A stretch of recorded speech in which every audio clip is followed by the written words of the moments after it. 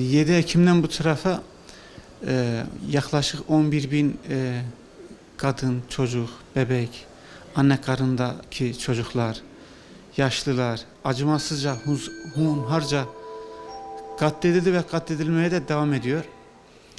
İnanın gerçekten elimizde bir şey gelmiyor ama dua ve maddi yardım olarak en azından bir katkıda bulunmak amaçlı ben bir kampanya başlattım. Bir günlük gelirimi Gazze'ye, Filistin'e yardım amaçlı böyle bir kampanya başlattım.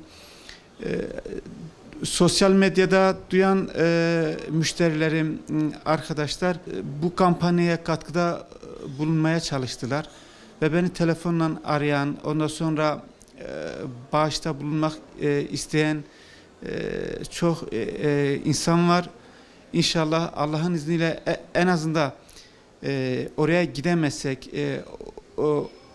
buradaki en azından bir maddi olarak yardımda bulunmamız dahi en azından bizim Allah katında onlara yardımcı olmamız bir nebze bize ferahlık verir yani.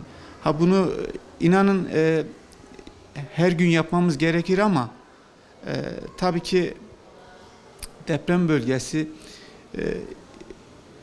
işlerin yoğun olmaması ama yine de işte karınca bir günlük gelirimizi Gazze'li kardeşlerimize, Filistinli kardeşlerimize bağışlamamız çok iyi oldu, çok mantıklı oldu.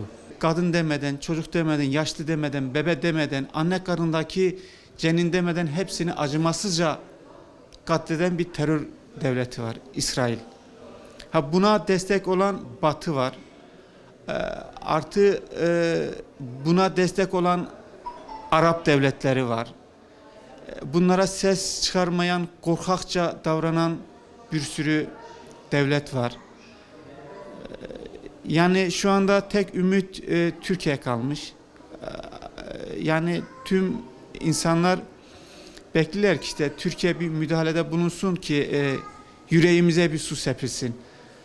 İnşallah bunu da Allah'ın izniyle inşallah bir an önce yapılır. İnşallah bir an önce o katliama son verilir.